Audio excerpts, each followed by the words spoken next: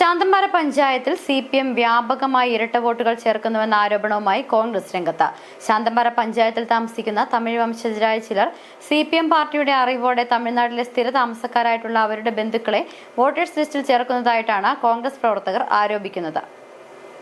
ഒരു പഞ്ചായത്തിൽ 6 മാസത്തിലധികമായി സ്ഥിരതാമസമുള്ളവരും മതിയായ രേഖകളുള്ളവരും അപേക്ഷ നൽകി പഞ്ചായത്തിൽ ഹിയറിംഗ് നടത്തിയാണ് വോട്ടേഴ്സ് ലിസ്റ്റിൽ പേര് ചേർക്കുന്നത്. എന്നാൽ പാർട്ടി ഓഫീസിൽ നിന്നും നൽകുന്ന നിർദ്ദേശപ്രകാരം പഞ്ചായത്തിലെ ഹിയറിംഗ് ഉദ്യോഗസ്ഥൻ മതിയായ രേഖകളുടെ അഭാവത്തിൽ നേരിട്ടുള്ള ഹിയറിംഗ് നടത്താതെ ലിസ്റ്റിൽ പേര് ചേർത്തിട്ടുണ്ടെന്നാണ് കോൺഗ്രസിന്റെ ആക്ഷേപം.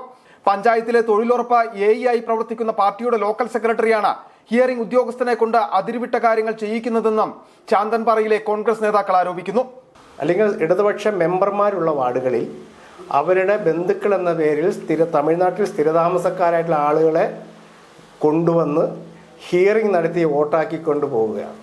അപ്പോൾ അതിന് നേതൃത്വം നൽകുന്നത് ഭരണകക്ഷി ആളുകൾ, അതായത് പഞ്ചായത്തിൻ്റെ പ്രസിഡന്റ് അടക്കം, ബ്ലോക്ക് പഞ്ചായത്ത് മെമ്പർ അടക്കം, അവിടുത്തെ ഇതിന് ചുമതല കൊടുത്തിരിക്കുന്ന ഉദ്യോഗസ്ഥൻ ഒരു ഇടതുപക്ഷ സംഘടനയുടെ നേതാവാണ്.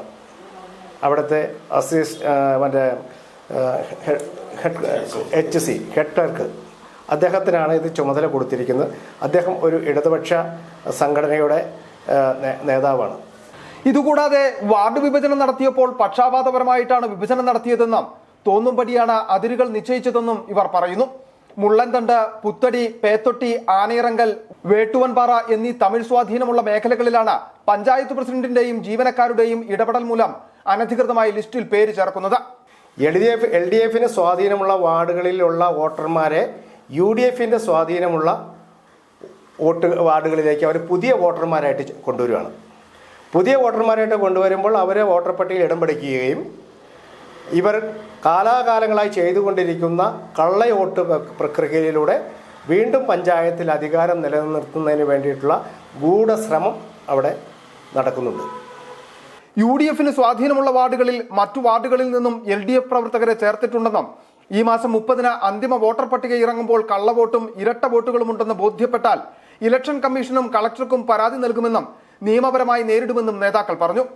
രാജാക്കാട്ടിൽ വിളിച്ചു ചേർത്ത വാർത്താ സമ്മേളനത്തിൽ കോൺഗ്രസ് നേതാക്കളായ ബിജു വട്ടമറ്റം, S വനരാജ്, സുരേഷ് ആശാരിപ്പറമ്പിൽ എന്നിവർ പങ്കെടുത്തു. City vision, Rajakkad.